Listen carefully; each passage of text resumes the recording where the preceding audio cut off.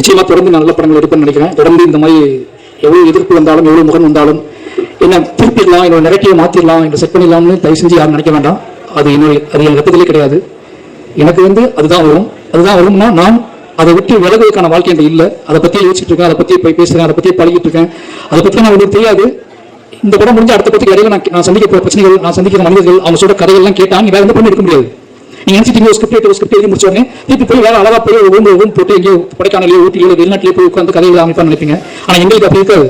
எங்களுக்கு எப்படி இருக்கும்னா ஒரு படத்துக்கும் ஒரு படத்துக்கு இடையில இருக்கும்ல, இந்த இடையில இந்த தமிழ் சமூகம் எப்படி இருக்கு, இந்திய சமூகம் எப்படி இருக்கு, இடையில சந்திக்கிற மனிதர்கள் என்ன சொல்றாங்க, அவங்க என்ன பேசுறாங்க, அவங்க நம்ம என்ன எதிர்பார்க்குறாங்க, அவங்க எவ்வளவு அழுறாங்க, எவ்வளவு கண்ணீர் செஞ்சுறாங்க, என்ன கேள்விகளை கேட்கறாங்க. என் சட்டையை பிடிச்சி கேட்டவங்க நிறைய பேர் கேட்டவங்க எப்போ நீ படம் பண்ணுவேன், இதை என் கதை எப்போ சொல்லுவேன், உன் கதை எப்போ சொல்லுன்னு சொல்லி சட்டையை பிடிச்சி கேட்ட நிறைய பேர் தெரியும் எனக்கு. ஏன்னா அவ்வளோ கதைகள் இருக்காங்க. திருப்பி நீங்க மறுபடியும் எங்கிட்ட அந்த நெரேட்டிவ் செட் பண்ண ட்ரை பண்ணாதீங்க. நான் ரொம்ப நிலையானவனா இருக்க விரும்புகிறேன். நீங்க நிலையான தன்மையை யாராலையும் மாற்ற முடியாதுன்னு நினைக்கிறேன். உனக்கு வேண்டுகோளாகவே வச்சுக்கிறேன்.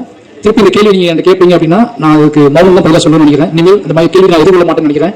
பத்திரிகையாளர் வேண்டுகோளாக சொல்றேன், ஏன் இந்த மாதிரி படம் எடுக்கீங்க கேள்வியை இனிமேல் அதை தவிர்த்துங்க. அது ரொம்ப பாதிக்குது. மறுபடியும் சொல்றேன், எமோஷனலாக சொல்றேன். என்னை மட்டும் பாதிக்குது, இந்த வேலையை பாதிக்குது, என்னோட நெரேட்டிவ் பாதிக்குது, இந்த சிந்தனையை பாதிக்குது. நான் உங்களை நேசிக்கிறேன், உங்களை அன்பு செலுத்துறேன். நான் உங்களை திருப்பி அதே மாதிரி கேள்வி கேட்க முடியும். அந்த கேள்வியை கேட்கக்கூடாது, உங்களுக்கு எனக்கு முகம் வந்துக்கூடாதுன்னு நினைக்கிறேன்.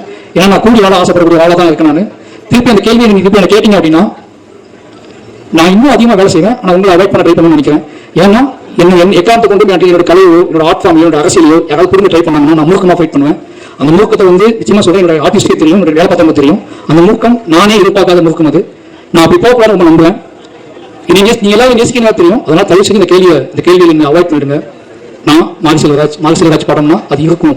மாரிசெல்வராஜ் அதற்காக கிளம்பி வந்தவன் தான். மாரிசெல்வராஜ் எடுக்கிறது சாதி படமான்னு கேட்டா அது ஒரு மொழி. என்னோட மொழி மாரிசெல்வராஜ் எடுப்பது சாதியை எதிர்ப்பு படம். அந்த எதிர்ப்பு படத்தை நான் தொடர்ந்து எடுத்துக்கிட்டே இருப்பேன். நான் இதை திமிரிலேயே சொல்லலை, இங்கிருந்து சொல்றேன், எமோஷனலா சொல்றேன். நான் எப்பவுமே என்னோட ஆர்ட் ஃபார்ம் நம்புறேன். நான் அரசியல்வாதி கிடையாது, நான் கட்டுரையாளர் கிடையாது, நான் ஆய்வாளர் கிடையாது. நான் என் வாழ்க்கையை பணையமா வச்சு படம் எடுத்துட்டு ஒருத்தன். என் வாழ்க்கையை கலையா மாத்திக்கிட்டு இருக்கேன். என்னோட கலைக்கு ஒரு வெறி இருக்கு, என்னோட கலைக்கு ஆற்றாமை இருக்கு, என் கலைக்கு ஒரு கண்ணீர் இருக்கு, என் கலைக்கு சில கேள்விகள் இருக்கு, என் கலைக்கு ஒரு பயங்கரமான லவ் காதல் இருக்கு, இந்த சமூகத்தை பற்றி காதல் இருக்கு. இது எல்லாத்தையும் ஒன்னா சேர்த்து நான் உங்களுக்கு கூட ட்ரை பண்ணிக்கிட்டே இருக்கேன். ஒரு 250 படம் வருது வருஷத்துக்கு, 300 படங்கள் வருது. உங்களுக்கு கொண்டாட்டம், உங்களுக்கு குழுவப்படுத்தக்கூடிய படங்கள் எவ்வளவு வருது. ஒருத்தனை விட்டுருங்க, அவனை ஏன் போட்டு அவனே திருப்பி அந்த கூட்டத்தை ட்ரை பண்றீங்க. என்ன விட்டு நான் உங்களுக்கு பார்க்க பிடிக்கணும்னு தயவு செஞ்சு நான் உருவாக்கி கஷ்டப்பட்டு கத்துக்கிட்ட என்னோட இவ்வளவு வாழ்வியல் அனுபவத்தை நீங்க நீங்க முடிவு செய்ய முயற்சி பண்ணாதீங்க. மற்றபடி இதெல்லாம் பண்ணா கூட ஏதோ வகையில நீங்க ஏற்றுக்கொள்ளுங்க அப்படிங்கிற பெரிய ஒரு பொறுப்பு நம்பிக்கை இருக்கு. அந்த நம்பிக்கையின் அடிப்படையில் மறுபடியும் இந்த தமிழ் சமூகத்துக்கு முன்னாடி மாரிசெல்வராஜாக நான் என் நன்றியை சொல்லிக்கொண்டே இருப்பேன். நான் அந்த பாடலை பாடிக்கொண்டே இருப்பேன்.